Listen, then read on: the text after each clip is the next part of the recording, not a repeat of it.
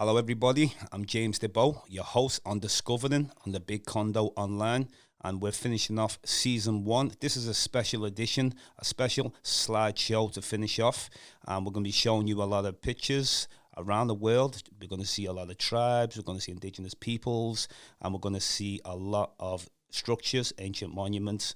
So I hope you all enjoy our slideshow. We're going to start off with Africa first, and the first place in Africa we're going to go to is Kenya.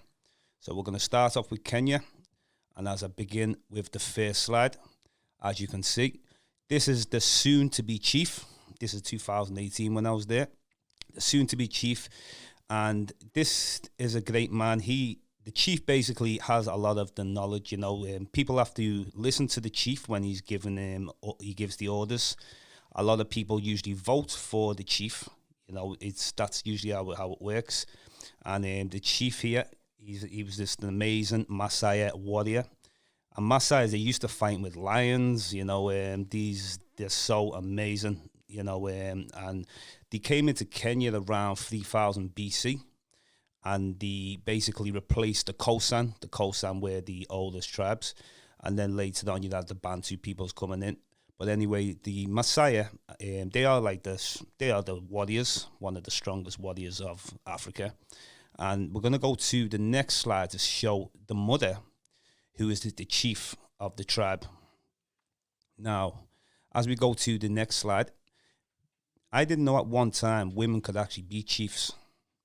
And I learned a lot when I was there. They also have their god. Their god is named Engai. And they believe the God is duality, so he can do good things, he can do bad things. But it all relates to the forces of nature. They use God sometimes as a metaphor to nature. And as you can see, she's aged 99 to 100 years old. Hopefully she's still alive. And, they have a high respect for this woman. She was a great woman. I was happy and blessed to meet her. And everybody, they have the highest respect for her. And she basically is, she can't do as much now, but she still quite there. She has the wisdom still. But like I said, the picture before I showed you before, that is the soon-to-be chief, and it gets passed down. So as we're going to go to the next slide now, interesting one. And these are the Maasai tribes. Obviously, you can see they always do that jump. And also, you see a lot of the young youth. There was a great experience because I not long came from a safari, and then we said we got to go and see the Maasai tribes. And they were so amazing to witness them in face-to-face. And I got on so well with them. They told me a lot of the stories, told me about the gods, they don't have the same land rights as they once have. It's the land's getting shrinking, the less hunting they can do. It's the government who's being involved in all this and that. But we're going to look at more slides of more peoples from Kenya as we go to the next slide. And as you see, these are they add a lot of medicines there, and they've shown me growing the herbs. They raise the cattle, and obviously they believe that the cattle has been given to them by their god. They have a lot of wisdom. They practice circumcision. They're basically one of the oldest tribes, not the oldest, the Khoisan were the oldest and that. And if we move on to our next slide, as you can see, these are some great people. And I definitely, if I ever go back to Kenya, I will definitely be going visiting the Maasai tribes again. And it was just an honor to be amongst these people. So we're going to move on to the next slide. And now this is the man who took us on the tour. His name was Daniel, but that won't be his proper name. They give the name just to please the tourist. Now, what he told me is that he is not Maasai. He is Bantu. And I didn't understand at first what he meant by Bantu. I thought Kenyans were just Kenyans. But the Bantus came into Kenya supposedly a little after 3000 BC, possibly about 2000 BC. And some of them have mixed together, Bantus and Nilo-Saharan. That's what the Maasai's would be, a Nilo-Saharan type people. And they're a little different in features, a bit different in height. But basically, they get along. They don't war, coming from West Africa, I'm a Bantu myself, I think we all are. So next slide, we're going to go to it. Now, we've done a little safari there, and, we've seen the giraffes, we've seen, like, other animals and that, and we're going to go to some more on the safari. Now, these are called red elephants. The reason why they're called red elephants, because they roll in the red sand. You see, that's why the colour of them is red. And we had to, when we were driving in the safari jeep, you can't just be driving, you can't just beep at the elephant to move, you might be spending like 20 minutes until the elephant decides to move, and then you can continue driving. Also, the sunroof, make sure you learn how to close the sunroof yourself. Make sure, that's one definite thing. That started raining, and he was going to get out the Jeep to do it, and I said, no, don't you get out, show me how to do it, because I'd like to know how to do it in case you got attacked by a lion or something like that. I'm not relying on someone else to close it. As we go to the next slide. Yeah, so obviously you're getting the milk off the cow. Now on this one, what I realized, that the mixed cow's blood with the milk to preserve it for at least 8 days, they don't need a refrigerator.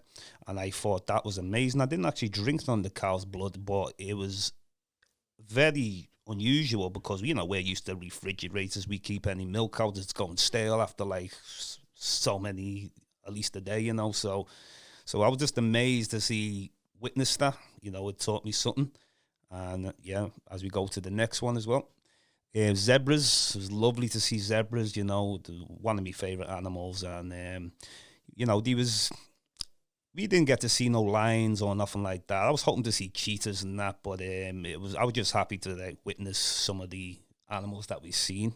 Let's go to the next one. And obviously, you got to make sure that, obviously, that you know what you're doing. I dropped my phone actually as well, and luckily one of the men got out of it and picked my phone up, and I was very happy that he picked my phone up, because I would have lost a lot of pictures. So basically, I was thanking him anyway. And as we go to the next one, so basically, it was just an experience to go a safari. I always wanted to do a safari. And, it was a great place. Kenya's definitely a great place for the safari. Same with other parts of East Africa. So it was just great. And I advise anyone, if you was to go, the man called Daniel, he's an independent. He's very independent, So as we move on anyway. Okay, now we're moving to another part of Africa. We're moving to Zanzibar now. Now, as you can see, we just showed you some of the Maasai tribes in Kenya. They also have them in Tanzania and Zanzibar. Now, Zanzibar is an island of Tanzania, belongs to Tanzania. Yeah, so these, I encountered these, as you can see them. They have the sticks in the hands. That's obviously, to cattle herding, directing the cattle. And Zanzibar, was a very lovely place. It's got a lot of history there of the slave trade was really crazy there, whether it was the Europeans and also the Arabs. It was a big place for slaves being taken. And Zanzibar would have been the first people to get to Zanzibar, probably would have been a long time ago, African seafarers, maybe possibly 20,000 years ago. There's different dates you'll see people that got there, but there's definitely evidence that people got there at least 20,000 years ago. So as we go into the next slide now. Yeah, now this is, this is a person who come from mainland Tanzania. Now this is a restaurant, a local Tanzanian restaurant. And this man was he was looking after me every day. I actually went to this restaurant most days because I got to know the owner, a man named Mo. And he had a lot of different properties, and he was a rich African. People think Africans are very poor, but he had all sorts of places, apartments for people to stay. So, I will soon give people his contact details if anyone needs to go over there. So as we move to the next slide now. Okay, this is another person from mainland Tanzania that they come to work in Zanzibar. It's better pay for them. So, it's leaving a large population in mainland Tanzania. As we go to the next slide now. Yeah, now this is the man who I just mentioned, Mo. This is a great man. As you see, within inside there's foreign exchange. He does foreign exchange. He also owns restaurants. He must own about, let's say, about 10 properties. And a lot of them are like little apartments, quite cheap, it's better than paying some of the prices of the expensive hotels. And, he told me that he made his money going to Canada and then eventually spent his money back home, which is a wise thing to do. And, this is the person, maybe I can give him people his contact details one time. If you ever need to accommodation or you need to do any tours or change any money or find anything to eat. Next slide, please. Now, this is another one who came from mainland Tanzania, because a lot of the people seem to be coming from the mainland Tanzania. And, Zanzibar is a great place for them. It's a great place for anyone to go to. It's amazing. And, as we go to the next one. So, now this is basically inside the hotel area. And they do a lot of the entertainment, music, and they give you the traditional music. And I did like a lot of the people in Zanzibar. It's a place that I think everybody would like to go, and like everyone who's been there has been very happy with it. And then as we go to now, we're going to the next country now. Now we're going to be moving on to Madagascar. Now Madagascar, it's a very interesting place, many different kind of peoples. And what I liked about Madagascar is it's a huge island. It's the largest island off the east coast of Africa, Madagascar. And now these are tribes of Madagascar, because you've got many different kinds of people. They're very diverse. We went to an area called Moura-Menga. Now this area, Moura-Menga, it was a rough journey to get there. It wasn't like it was an enjoyable journey. It was very hilly. We didn't have the best vehicle to get there, but it was nice to encounter these peoples. This is in Moura-Menga, and we're going to go on to the chief of the tribe. He's also there. Now, this is the main chief, of the tribe in Moura-Menga, and he was explaining like a lot of things. Like they actually were talking to me. They'd love to come to England, because I talked one time about doing a cultural exchange. This is not the return project. This is actually quite before this. And I'm still trying to work on it. I'm still keeping contact with these peoples. But Moura-Menga, this is a place where the French went to. And, there's a lot of history of like Europeans being there. Now also next slide. But also now with Madagascar, these are some indigenous people from Madagascar. Now, there's the story of Madagascar, of who colonized Madagascar first. Now, you have people from Austronesia they came from Indonesia, Austronesian-speaking peoples. And you'd also have Bantu Africans. Now, I believe the Bantus definitely got there before them. Or if Bantus, it would have been other Africans that got there. But with the society deal with, we don't know who quite got there first. It could have been the Austronesians, or it could have been people from Africa. But there's evidence, and we'll go to the next slide. There's evidence also that through an elephant bird, it's an extinct mammal about 10,500 years ago. And they knew by the slits in its throat that there was definitely evidence of people that came a lot longer than 1000 to 2000 BC. So through this elephant bird, and I mentioned this to Ranoka Rashidi, because Ranoka Rashidi hadn't actually been to Madagascar, and I was telling him that the eggs that they laid were so huge you could cook 50 omelets. As we go to the next, Now, just before that was a local children that we fed about 15 children in a local restaurant. They were there. A lot of them were quite homeless. They didn't have any food or nothing like that. So, first of all, 5 came in. We fed them. Then another 5 came in. Then another 5. But it was all love. And as we move on to the next slide. Now, this is as we're going through to Moura-Menga. And, it's a bit different than where we stay, because we were staying in a place called Antananarivo. That is the capital. And you know what capitals are like. They're always hectic, big cities, large populations, a lot of poverty. We've seen this nice young man. He's a good young boy. They go through poverty, but it's a little bit different in these areas, because, you can do a bit more from the big city population, everybody fending for themselves and that. you know. So as we go to the next slide, now as you can see, carrying on the head, the bags. Now this reminds me of other places I've seen in Africa. You know, sometimes you see them carrying the water on the heads, and you know it's far walks just to go and collect water or collect food. And these were like very friendly people. I actually found them more friendly than the city. You know, the more better. As we go on to the next slide now. Yeah. So this is a nice young lad, nice young boy. He was very friendly. He following us around there when we were walking through Antananarivo, and you know, like the sing for you, and like you know, we give them a little bit of money and that, you know, help them out. Because you see a lot of the youth that's walking around by themselves, no mother, no father, you know, like but you know, I really feel for these people and that, you know. So you know, give them a helping hand anytime I can, any spare change, you know. Yeah, as we go on to the next. And this is back to what we were saying, Modaminga. Very peaceful people. And a lot of the people speak French also. They have the, you know, the native tongue, but it's a lot of French-speaking people.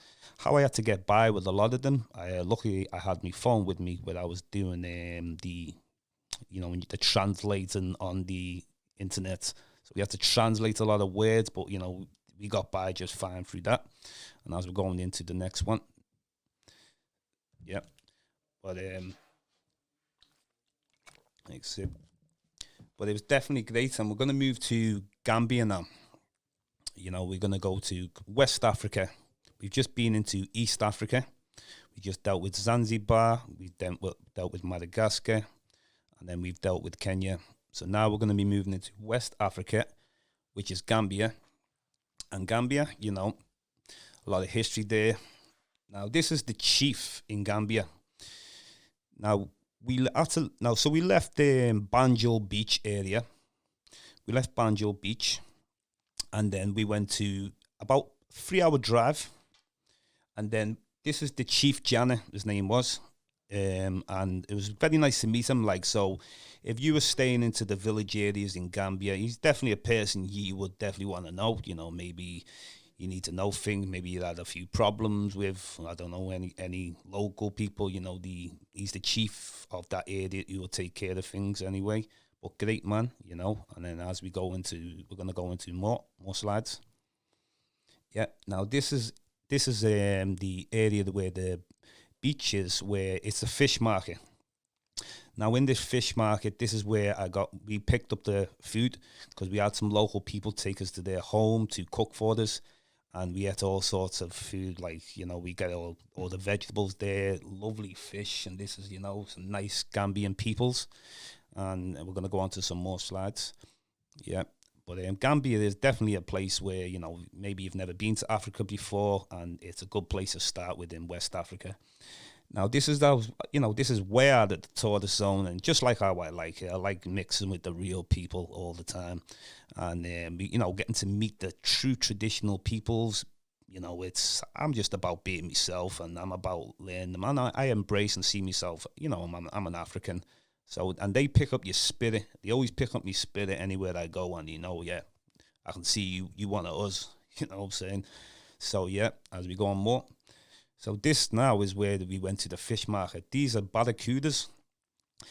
And he just said, pick your fish. And I was just like so amazed. He picked a bunch of fish. Then we picked a bunch of Scotch bonnets and all sorts of different vegetables I've never seen. And then he cooked up some gari. He cooked up some gari with it, and it was so tasty, you know. So as we go into the next slide. Yeah, so as you can see, within the home now, where he's cooking up these barracudas for us, he's got gari with it, and it was just so amazing, like a soup. Now, what they mainly do is, you know, a lot of them like to eat off the same plate. That's what they do, you know. It's about sharing. Even though they said to us, you know, you eat off your own, but obviously I wanted to eat with them, you know. So, but it was a great experience, and this is like in the houses, they like to have the kitchen outside.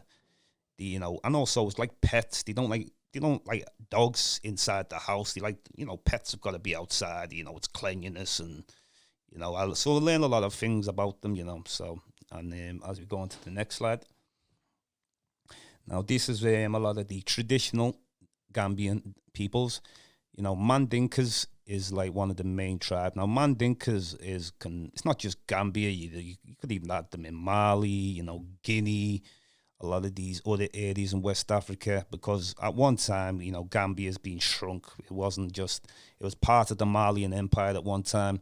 Also, later on, Songhai, the empire that came apart until obviously the British and, you had the Portuguese nosing about, didn't you? So as we move on to the next slide. Now, this is a great man called Laman.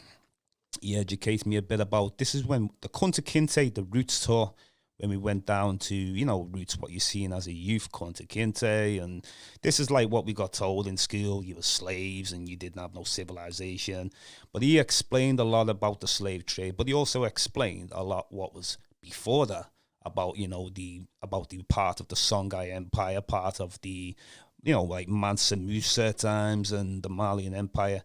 And he said to me, because I was very angry, you see, when I was getting there. It's about 2014.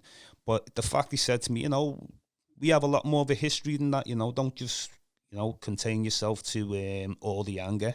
And it made me think, and I've become a lot more positive about it since I actually spoke to this man. He's also telling me that, like, at one time the kings were for the people, the chiefs for the people.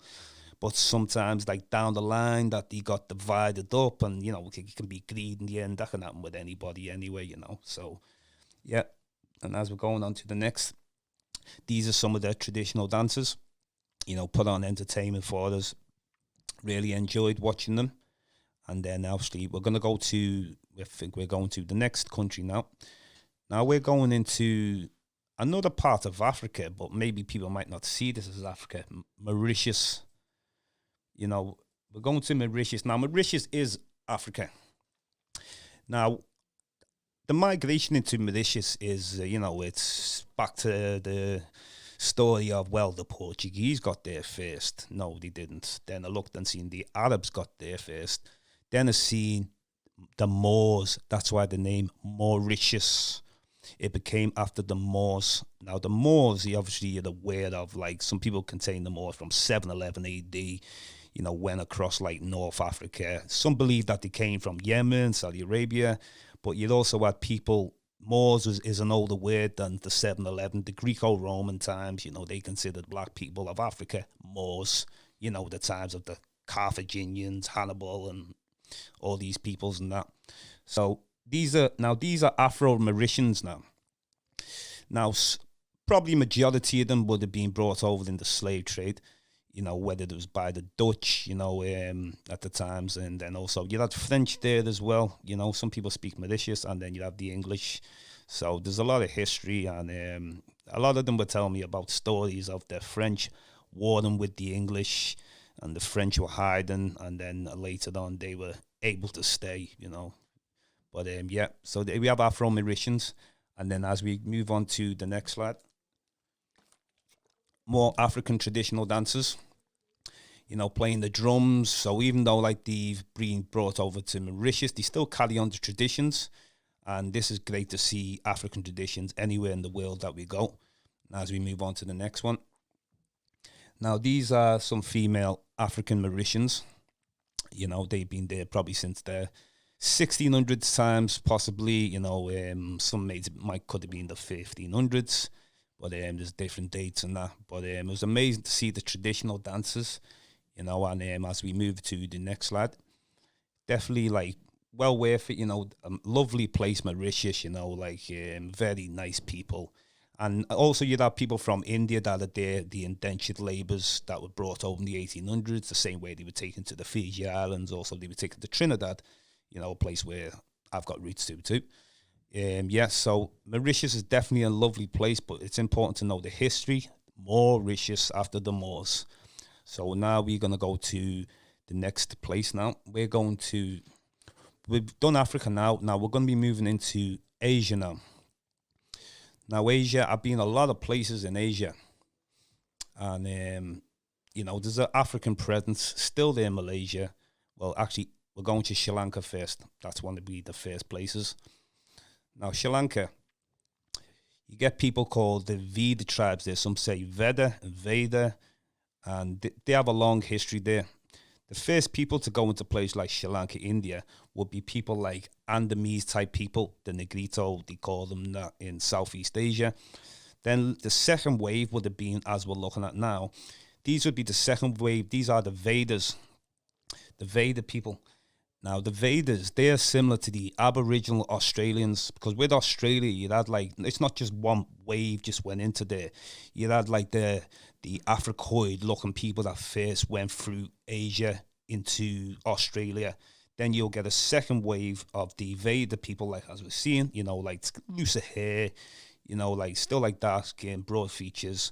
But the Vedas, though, you know, these are the people who I encountered in the place called Dambana. As we go to the next slide. And our first happened, these are Vedas again.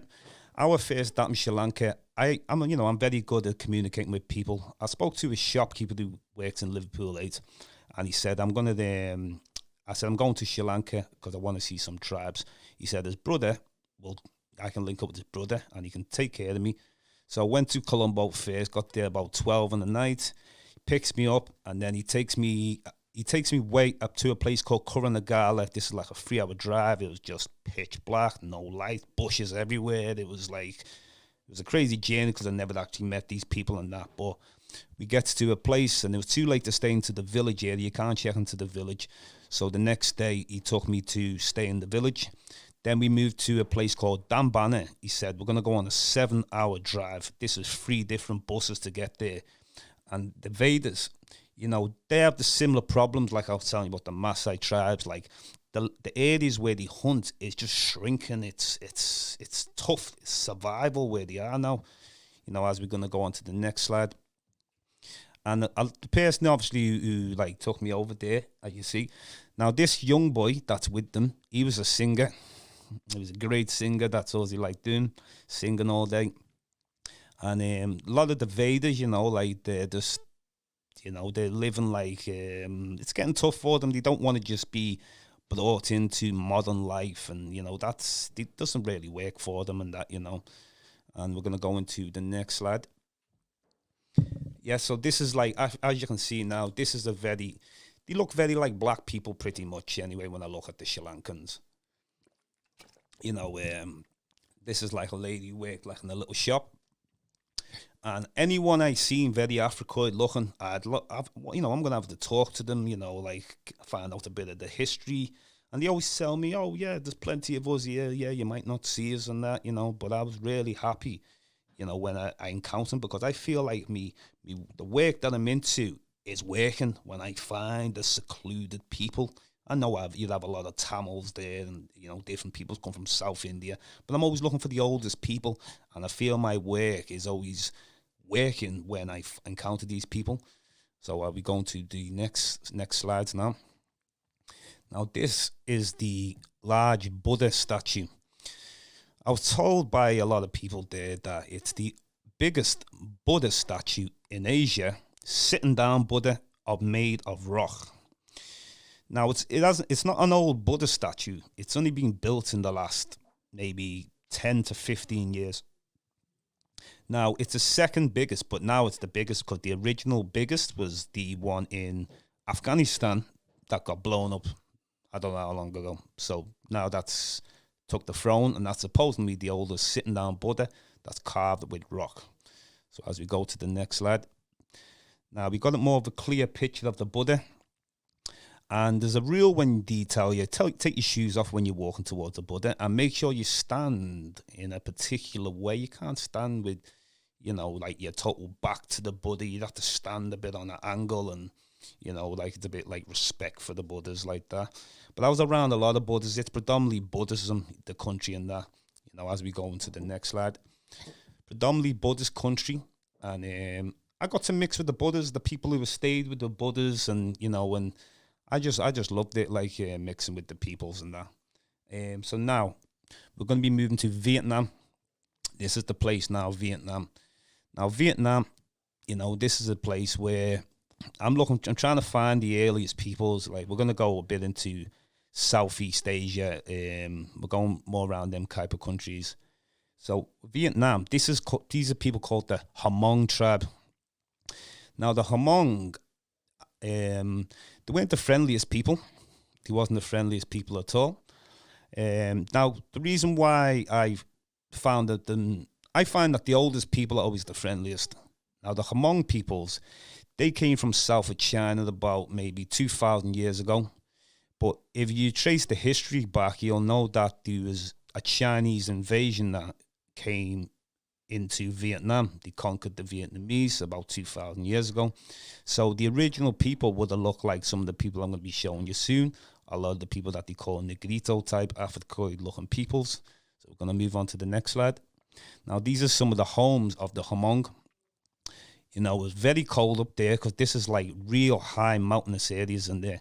It took us about 9 hours to drive there. And we was on a sleeping bus. It's a bus with bunk beds because you need to get your head down. And it was a bumpy ride. You know, we're passing all the nice rice farms. We're going so high up into the hills and into the mountainous areas where you basically need to jump on a motorcycle. You know, we need a motorcycle because they're getting like really narrow roads where, you know, you can't be going on the bus no longer. Okay, we're going into the next slide. Now, you can see me there on the bridge, and I've got my hood up, and it's absolutely freezing. It's freezing. That's why I've got my hood up there on the bridge, you know. So we're going to move on to the next slide. Now, this is in Hanoi. This is obviously where we left. Hanoi, you know, this is like a place where it's a big city and that. And a nice place. And as you can see, some of the Vietnamese people, you can see like very dark skin, some of them kind of like Africoid, because there's different kind of peoples there, you know. Some have mixed. You got the Austronesian mix that's came back from the last 2,000 years. So as we move on we're going to be moving on now to Thailand now. This is going to be another place, Thailand. Now, Thailand, you will see a lot of the Mani tribes you went to see. Now, the Mani tribes have been there at least about 35 to 40,000 years ago. There's not too many of them left. There's only about 300 people left.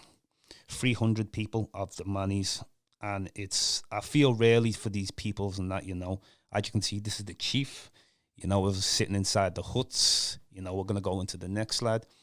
Now, it took me about 7 hours to get there. It was 2 different buses. I was by myself. And I was hoping that I'm not going to get lost. I'm hoping that, you know, I'm communicating with the local people, you know, and then the time I got there after the 7-hour journey, I'm thinking that, well, I'm here now. And then they said, nope. And also I was told that there's no more buses left to come back, so I had to stay up there in like a local hut that was 5 minutes away. And these are amazing people, the Mani tribe, so friendly, not like where I went to Vietnam and met the Hamong. So we're going to go on to the next slide. Now, you know, they're just like, I've caught them in the nighttime, so, you know, some of them are like, you know, a bit sleepy and like, but they were happy to see me. They see I was very friendly, you know, they see I want to learn about them. Plus as well, I also educated them. I showed them pictures of tribes around the world, so they were very shocked. They're like, oh, I didn't know there was that many black people around the world. Showed them Africa, showed them people in the Philippines, the tribes and that. So I was, you know, it's about an exchange of knowledge. That's what it's about, you know, what can you teach each other? But that's what it's about, and it's always been that since ancient times.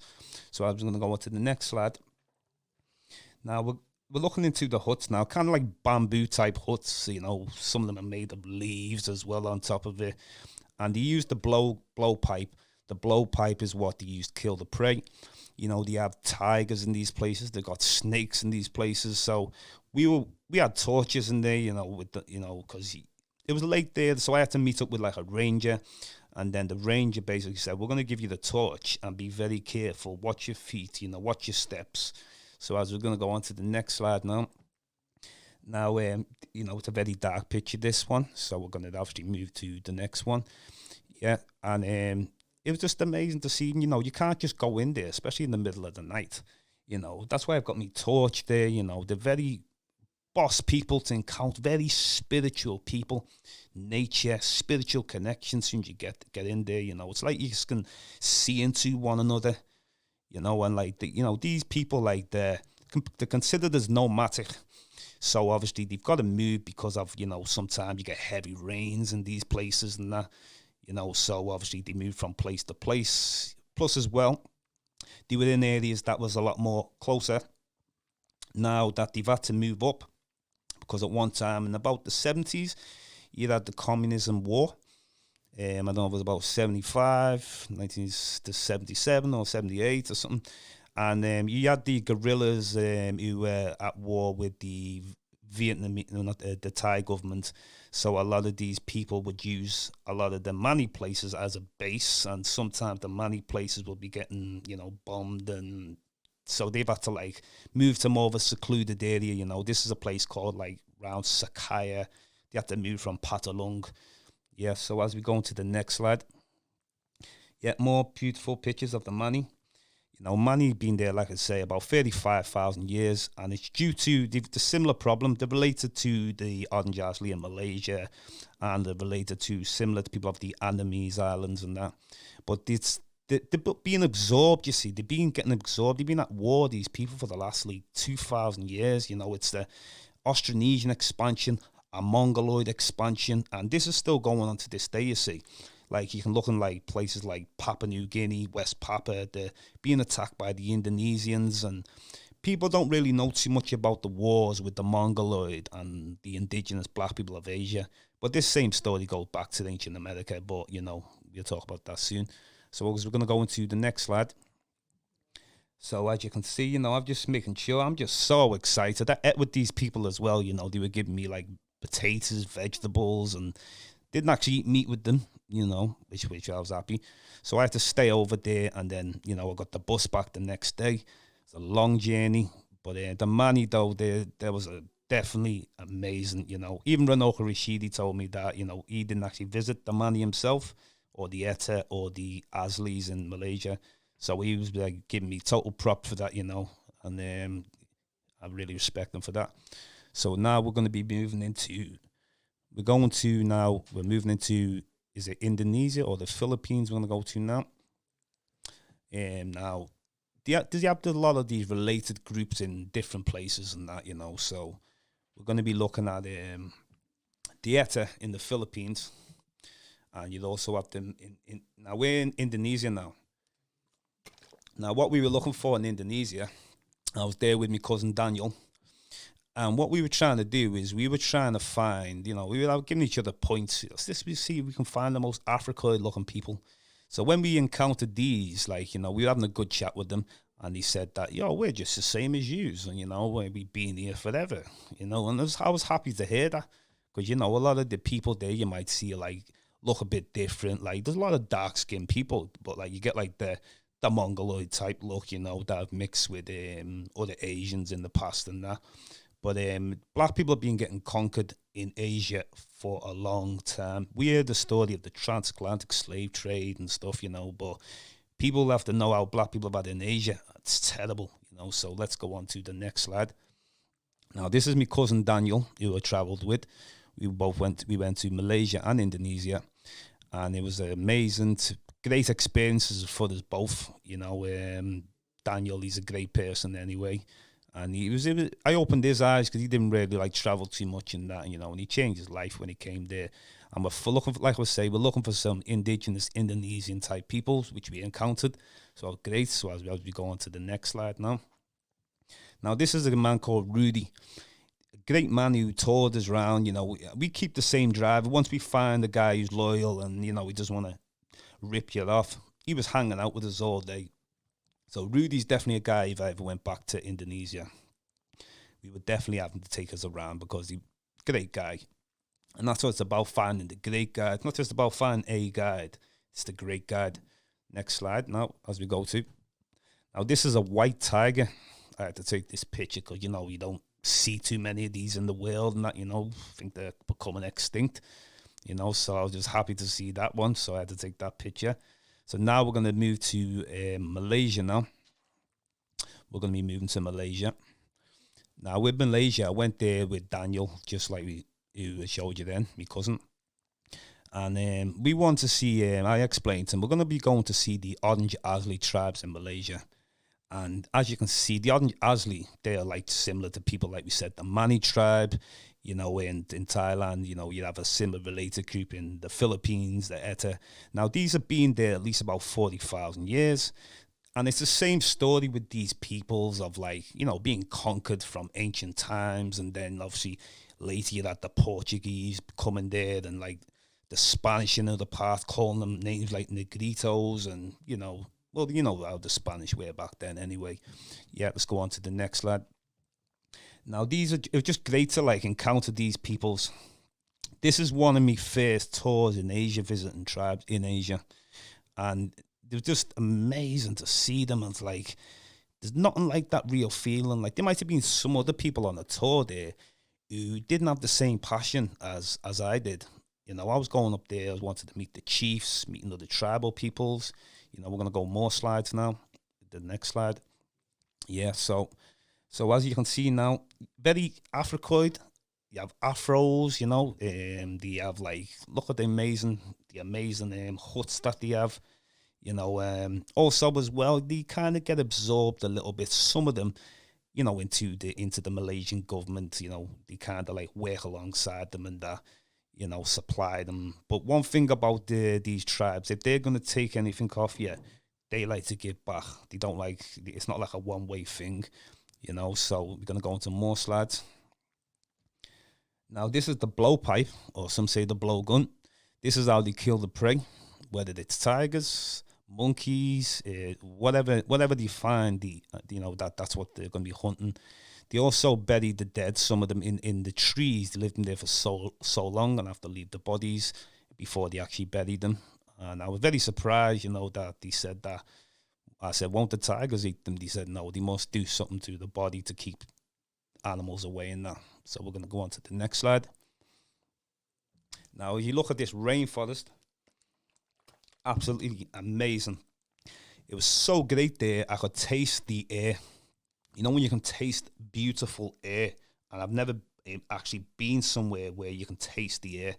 And that little nice river that we went along, sailed across on the boat and that. But as you can see, it's just like amazing, like to see them, and then they tell you like, well, we're just the same as you. I could be in there with them. It's just like I didn't even want to leave. Next slide as we go into. Now this is me and Daniel with one of the Orange Asli tribes. Orange Asli means original people or first peoples, and They have their, like, some people like, what do they believe and stuff. It's, to cut a long story short, it's all about nature. Some of them say, well, we believe in good. There's good spirits, there's bad spirits. But I think the more you go back, you'll see it's about a supreme being. That's what they think. And the supreme being will control the lesser beings, as in like the other spirits or whatever you want to call them, good, evil. So, we're going to go into the next slide. Now, this is the chief. Now, I was happy to meet the chief, First of all, I seen him, I spotted him on, a high hill. And I said, I'm going to go up there to get me, meet him, get a picture and that. And, the man on the tour, they don't like you really to be too close to the tribes and stuff like that. But I said, well, that doesn't include me. I'm here for a different purpose than most people. So as my cousin Daniel was using the blowpipe, I went up there, got a picture with the chief, as you can see, and met more tribes. And, another spiritual connection once again. So as we go on to more tribes, great to meet the chief. And then obviously, one thing about these people though, they're very respectful, very show you so much love, and then obviously with a lot of the peoples and that. What I found with them as well is that you can obviously stay there if you want. You can actually pay £10 to stay in one of the local huts, so. Now we're going to move into another place now. We're going to be moving into the Philippines. We're going to be going to the Philippines now. Now, I encountered the peoples called the Eta, and it's pretty much the same story. The related group to the Orange Asli of the show in Malaysia and like the Mani in Thailand. So in the Philippines now, the different dates they've been there, 30,000 years, some say 40,000 years. They could even be more. But these are the first type of peoples who got to Asia. Look at that lovely, nice Eta woman, and we're going to go on to more slides now. And the Eta people, I spoke to a lot of them, and one thing that I encountered to them, some like nice youth that you see there, some of them are like absorbed into, they're trying to get them into Christianity and, but a lot of them still practice the ancient traditions, next slide as we go on to. Yeah, so the what I first did is this time when I've got there, I was disappointed with Malaysia with the tour man. You know, he was telling tales about they've only been there 200 years. Now with the Etta, this is my cousin Fathers. This is a younger cousin who I went with. He was only 20 at the time, he's about 25 now. And I wanted to give him this experience, you know, and like, you know, it was a big experience for him, you know. I mean, it was an experience for myself and that. As we're going to go on to the next slide. So one of the first things I say to them, when I got out the Jeep, because I hired a car with a driver, I didn't actually just go there as a tour. So I'm the tour man myself. And then I basically said to them, I said, Jews know Africa was one of the first things I said to them. And a lot of them yelled, yes, we know. You know, it was just, and that was amazing when they all gave a standing ovation. I was really, really embraced, you know. And you can see the very Africoid-looking people, you know. I mean, you can mistake these people in African tribes, you know, Jamaica, America, you know, wherever we are in the world. So we're going to go on to the next slide. The ETA, A-E-T-A, just in case anybody's looking, you know how you spell that. So these are more Etas, you know, you can see on the houses, you know. They live in more villagey areas now, you know, at one time. They've kind of not abandoned being, like, very nomadic, but you know, the times changing that. Plus, also, you'd have a lot of bad weather there at times, typhoons, and, you know, get floods and different things and that. So we're going to move on to the next slide. Now, these are like a very small, diminutive people, you know, like they remind me of the Pygmies, that were the Tuareg in Africa, you know, that would be there, like the first peoples on the planet, really, you know. We're going to the next slide. Yeah, that's it. But you can see the similarity of the first peoples to leave Africa and have remained pretty much the same because they stayed in hot climates. Now, these are the first people I encountered, and I said the Jews know Africa, and, you know, they treated me so well. I had that spiritual connection with them. It was absolutely amazing. So the three tribes that I encountered, the Etta, the Orange Asli in Malaysia, and the Mani in Thailand, very similar, and eventually, you know, they are a related group when we go far back. So now we're moving into Australia now. We're moving to Australia. So Australia, you know, it's like it's a country, it's a continent, you know, and it's inhabited by the people what you call Aborigine Australians. And there's two different types of Aborigine Australians, and this is before Europeans came. You'd have the similar group like I just showed you in the Philippines and Malaysia. These are the first types of people that also reached Australia as well. Now, this is like the more like the second wave. This is the Australian woman. Now, this was actually in Indonesia, but I had to take a picture because she was from Australia, Aborigine. And then we're going to move on to the next slide. And, you know, I'm really, like, happy to encounter them. The first people in Australia possibly about 60,000 years ago. Some say 50,000, and some of the Aborigines say, we've been here forever. So you get, like, many different stories. I don't ignore oral traditions too. And this is, like, an Aboriginal theatre that we went to. And this is an Aborigine man. And he was giving up all the stories, you know, of, like, the history going 1,000 years before the Europeans came there. Then he was talking about when the Europeans got there, you know, all the destruction that got caused. And I really feel for these people, you know, Aboriginal Australians. Very friendly, very spiritual. We're going on to the next slide now. Now, I'm just walking on the streets now, and I've counted one on the streets. This was actually the very first one I bumped into. I was, like, very happy. And one thing I always say to them is that, like, you know, one day, you know, you will get your country back. And he looked at me like very surprised, but, you know, the ancestors are with us and that. So, yeah, so that's the Aboriginal Australians. And then we're going to move on to the next slide. Now, this is other Aboriginal on the street. They always seem to be on the streets. It's like they're on drugs or they're alcoholics or homeless. And, you know, it's really, you really feel the pain for these peoples. I mean, like, we know what's happened with the transatlantic slave trade, and, you know, like we talk about the black Asians, what they've encountered. But it just seems everywhere we go in the world, black people always seem to suffer everywhere in the world. They keep us at the bottom of the food chain, and whether or not we're even indigenous to that country, you know, and this is one of the reasons why I'm highlighting a lot of things today, and like I've done in the past with Chase before on the Big Condo Online. So, you know, we're going to move to the next slide. Now, this is the Blue Mountains. Absolutely spectacular view, the Blue Mountains. I really enjoyed like visiting these places. They've got a lot of nice places in Australia. It's they got good weather, got everything there and that. But unfortunately, invaders don't come as nice people, do they? So so now we're going to move on to the Fiji Islands now. Now Fiji, it was amazing. I've been there twice. Fiji, first time was like 2013. Now with Fiji, I got to meet like all different types of people there. The Fijian people really embraced me. Fiji's in the South Pacific. Now Fiji, supposedly the first people got there 1500 BC. And the Fijians tell you that they came from Africa, Lake Tanganyika, and they sailed there. And as you can see, the Fijians, Africoid, very looking people. I can totally believe that they came from Africa. But they mean direct from Africa in the last, say, 3,500 years ago. Now, scientists will dismiss that. They say, no, they didn't. They came from Southeast Asia.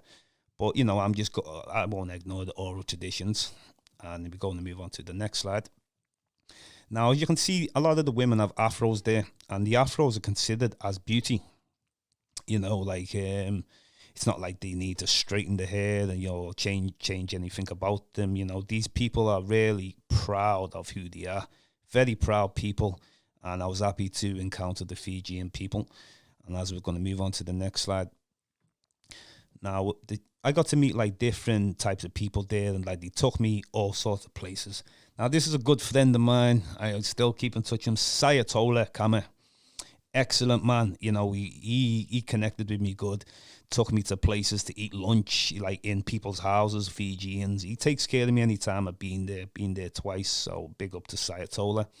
New to the next slide. Now, this is inside the house that he took me. He said, we're taking you to eat a true traditional Fijian in a Fijian home. And that's his friend Joe. I'm really looked after this and that, and these places are easy to blend in as well, I really like Fijian people and that, and then going on to the next slide. Now, this is like in the First Landing Hotel. The First Landing Hotel basically they call it the First Landing because the First Landing, the chief stepped out with his left foot. And they have something like a shape of a golf course because the chief stepped out with his left foot. And it's the First Landing, so they called it the First Landing Hotel, which I went to twice. And I was like, if I ever go back to Fiji a third time, I will definitely go to the First Landing Hotel. So we're going on to the next slide. And then just local Fijian people, everybody you encounter says, we're African. They always ask me, are you African? I say, yeah, I'm African. They say, yeah, we're African too. So I'm amazed with that. We go on to the next slide. Sayatola. Now, this is my second visit. He's got an afro this time. He had short there last time, but always me guide when I go there, and very good people. They're not like greedy people. It's about sharing, and that. And we're going to go on to the next slide. So now this is Rasta Fijians. I was happy to encounter a Rasta there. They have dreadlocks just like in Jamaica, the whole parts of Africa, Rasta Fijians, showing the respect to them and that, Then we'll go on to the next slide now. Now, this is the chief. Now, it's not just easy to go and meet the chief. I had to get really embraced, and I had to, I talked the head off of people, that's how I got to meet the chief, basically. And the chief, this is like a traditional history. You'd have a council of chiefs in Fiji. It's not just like you have one chief, a council of chiefs, so they're involved like with the government and stuff like that. And, just in case people wonder, why has he got a T-shirt on? Because he lives in a house. He doesn't live as nomadic. It's a lot different with the chiefs now. It's a council of chiefs. So he was a great man as well. And then now we're going to move to the next slide. Now, to meet the chief, you have to go through the spokesman. The spokesman's house might only be there, and then the chief's house there. Now, the other fella, the one with the colourful shirt is the spokesman, and the one, the bigger fella, that is the warrior of the tribe. Now, I got to see the chief the first day, and the warrior of the tribe weren't there, and he was there the second day, and he was wondering, how did I get to meet the chief without going through him as well? Well, I said, you know what? Something just happened for the reason. Maybe you were not meant to be there, So I had a great talk with these and that, spoke to them for hours. They would ask me, am I going to be writing a book? And, you know, they'd ask me all sorts of stuff. And am I doing a documentary? And this is back in 2013. So I already had a long vision from a long way back of kind of like what I'm actually doing now, you know. So it's been in me for years and that. Then we're going to go on to the next slide. Traditional Fijian people, absolutely amazing people, you know. And this is in the first landing, where they first landed. And then we're going to go on to the next slide now. Now, as you can see, very Africoid-looking people, afros again. I'm just so happy. And the amount of people that just tell you, you know, we're African people, and it's no arguments about it, you know. And let's go on to the next. Now, we're going to move into Tonga now. Tonga is part of the South Pacific, just like Fiji Islands.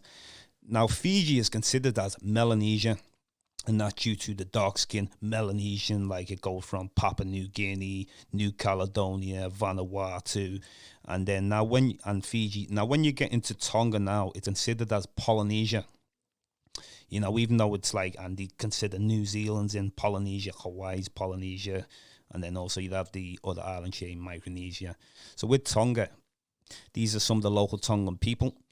Now, these are very Africoid-looking people as well. Now, you'd have had people mixed with them, like from the time when the Japanese were going into the Pacific, and, you know, now you've got a lot of the Chinese going in there, and people from other areas, you know. So we're going to move on now to the next slide. Now, these are local Tongan people. You know, these are, you know, just basically simply black people, you know. And a lot of when people depict the Tongan, if you just happen to go on the internet or something, they always show you like the Oriental or different looking ones. But with me, you're gonna get real slides from me, and that's what I'm about. And, you know, the Tongan people, they don't say the same thing as Fiji, we come from Africa. The Tongans will say, we came from Fiji. So then you like put two and two together and say, well, the Fijians say they came from Africa, so maybe they did too. So we're going to go on to the next slide. So this is amazing fish.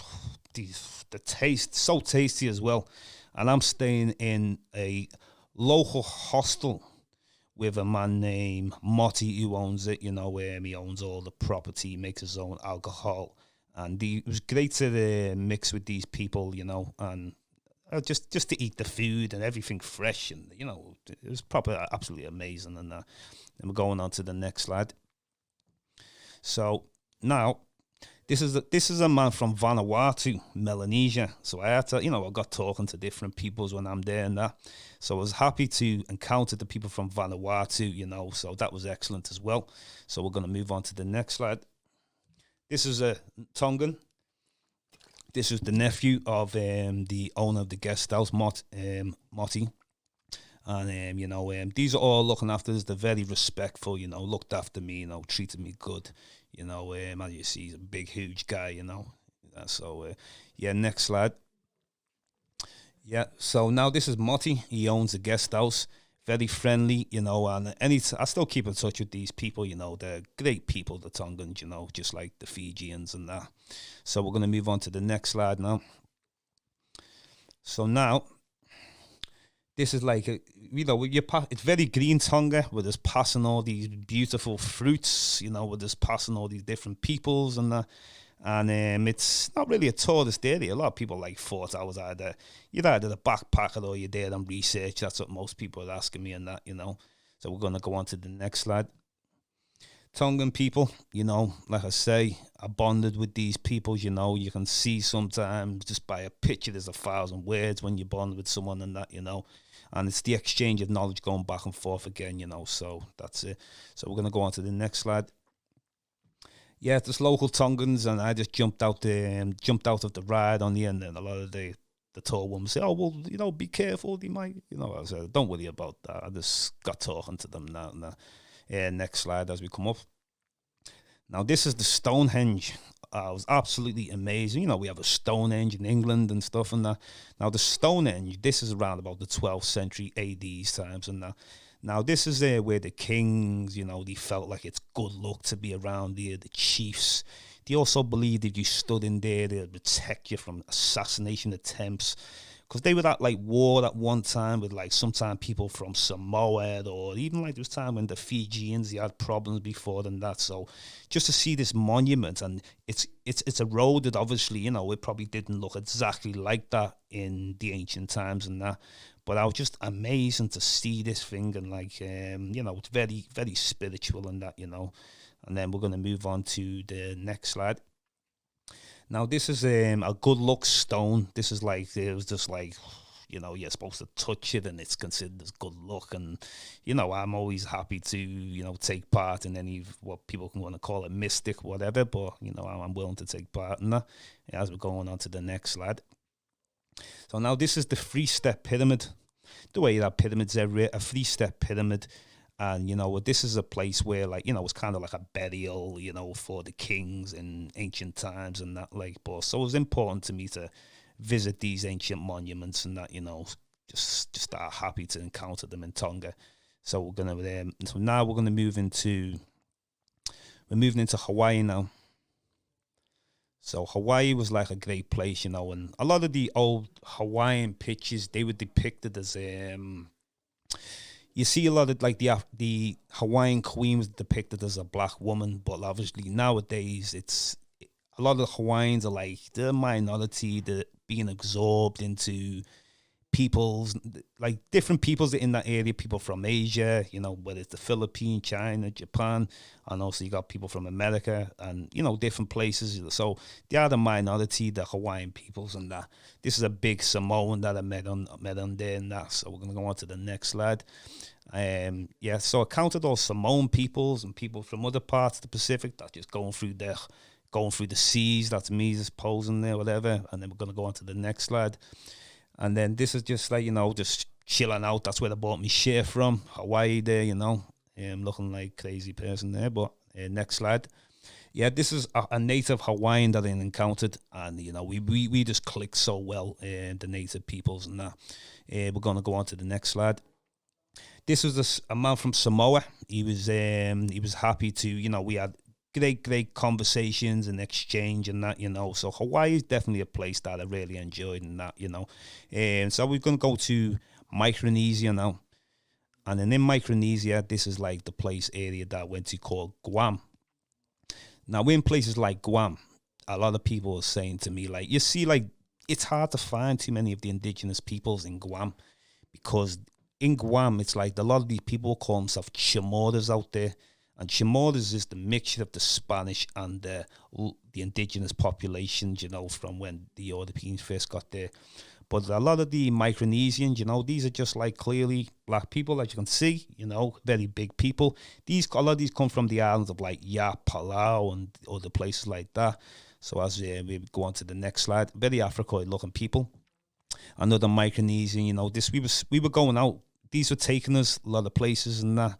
You know, but they don't get treated too well, you know. It's absolutely terrible how they get treated. And as we're going on to the next slide. So, yeah, these are like, so they were brought over from like other islands. They do like little, they bring people from different islands to do the traditional South Pacific and Polynesian dances, and the Micronesians, you know, very short, like statured one there. And as we go on to the next slide. Yeah, this is like, you know, I was there with my cousin, Fathers there, meeting like a local people. So, you know, trying to bring people into things and all that, you know, so, you know, people like get it and that, you know. So now we're going to be going from Micronesia. We've done the Pacific. We're going to go into Mexico now. Now, in Mexico, you know, one of my reasons when I went there, you know, September 2012, you know, it was supposedly the end of the world according to like Hollywood, but obviously I just had to go there and investigate myself. Plus I wanted to meet the Mayans people to see what they think of a lot of things and that.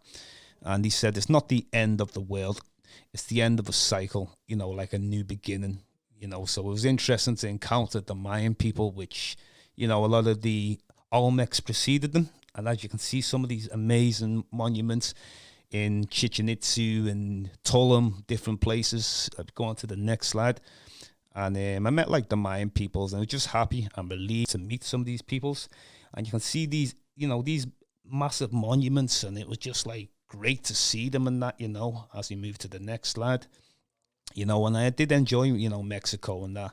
And the Olmecs preceded these people. The Mayans are like the children of the Olmecs. And these steps, I went to the top of them, and it's very scary. These steps must be about 100 steps or something like that. And I went to the top, and it was just like, wow, it was just absolutely amazing view. You can see all the pyramids from when you go to the top, the areas and that. So that was definitely amazing. As we go on to the next slide. Yeah, and these are all like Mayan rooms, they're built a little bit before the Spanish came in. Possibly some of them could have been like the 1400s. And there's a story about the Mayans that they're supposed to have like abandoned the place. And then some say, no, they didn't disappear. They went to Cambodia because they were practicing human sacrifice. So the Olmecs banished them and stuff. But who knows what happened in that, But as we go on to the next slide. Now, this is a Mayan.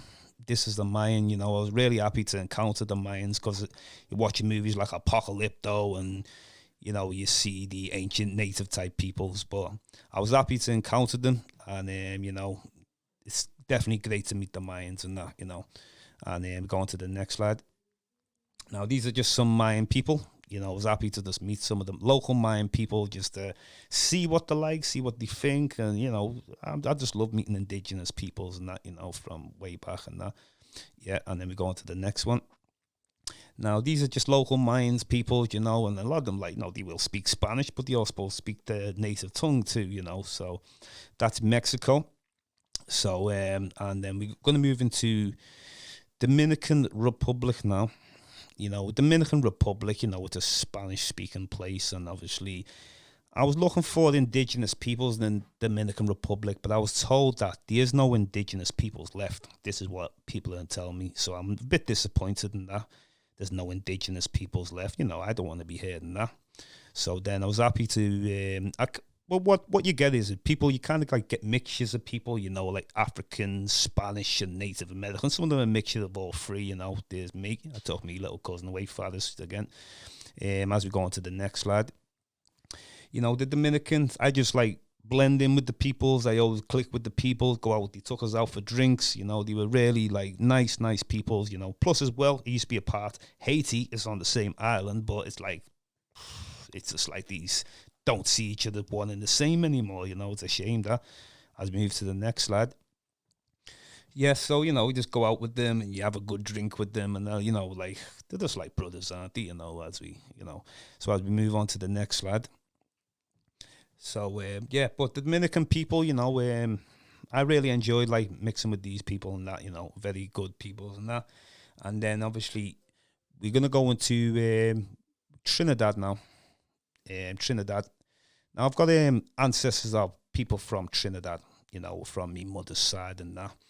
And I was happy to actually, meet family over there that I've never ever met before. It was like a great thing. Even though I've got the Nigerian side, which you could gravitate to more, but I still, I can still I was happy to meet people that I've never met before in Trinidad. These are just local dreads with the sun, these are chilling. I was happy, to take a picture of them and that. It was amazing. Next slide as we go to. Yeah, so these are my two cousins. My two cousins were first met, this is like 2018. A big fella, two big fellas. And, I keep in touch with them now and that, So I was really happy to meet them, First time meeting family. Well, you know what it's like. It was absolutely amazing. As we go on to the next slide. Yeah, so these are like we done a lot of fishing out there. First time I actually done fishing, caught big fish and that. So they're cutting up our fish now, cleaning it, and then later on they're gonna cook it for us, and they'll come to your apartment to cook it for you. I'd move on to the next slide. So now he's cooking in our house now. Well, not in our house, in our apartment we're staying. Very little cheap price. They'll cook for you, and so. It's just like the hospitality is amazing, just to help you catch the fish. Then when you catch it, they're cutting it up, cleaning it, and then they're bringing it to your apartment and cooking it for you. I mean, what a absolutely spectacular thing that is. Next slide. Oh, this is the museum I went to, and this is actually a Native American or the Amerindian that goes back to about the 7th century AD time, so it's basically preserved in the museum. Probably look a bit spooky taking the picture, but I just look for evidence at times anyway. And then we're going to be moving into Cuba now. Now, with Cuba, I only have I've hardly got any pictures left in Cuba because this is 2006, one of the first, when I first started me traveling out in there, Cuba. So, I had to go mix with all different people. So I only have about 2 pictures left of Cuba because they're on old cameras, but I'm just smoking a Cuban cigar there. So, and I just thought it was amazing there. And yeah. So as we're going to be finishing off now, we're coming to the last segments, and I'm just happy to be doing this show. Thanks to Chase on Discovering. We're going. We're just finishing off season 1, and it's a special edition, and it's very, very. I'm very happy. I'm happy with all the guests that I've had on there on Discovering. Give thanks to every guest that came on there. I really appreciate that. Give thanks to Chase. On Big Condo Online. And we're looking forward to season 2. And I hope everybody has enjoyed today. I've just tried to give a few images of peoples around the world, a few structures. I'm trying to show different things and open up the minds in Liverpool or anywhere that we are in the world and that. So I really give thanks, and I hope everybody enjoyed the show on Discovering Big Condo Online. Feel free to, I'm James Diboe. I'm on the social media. Get in touch with obviously Big Condo Online also on social media. So I really appreciate, and I'm looking forward to season 2. And I feel that we've ended out season 1 with an excellent slideshow, which I hope everybody's happy to see. Open up the minds of peoples around the world. And, season 2 is coming possibly in March. And, give thanks to all the people involved in Big Condo Online, all the staff, and all the editing people. We couldn't do this. It's a team effort, all this, and definitely I'm looking forward to season 2. So thank you all. I'm James Diboe, your host, and we're finishing off with Discovering special edition on season 1, and we look forward to season 2. So give thanks to everybody. Thanks to Chase. Thanks to all yours. And we're gonna pop it off now anyway. And we're going out with a bang. We're going out with a bang now anyway. So enjoy, everybody. Thank you very much.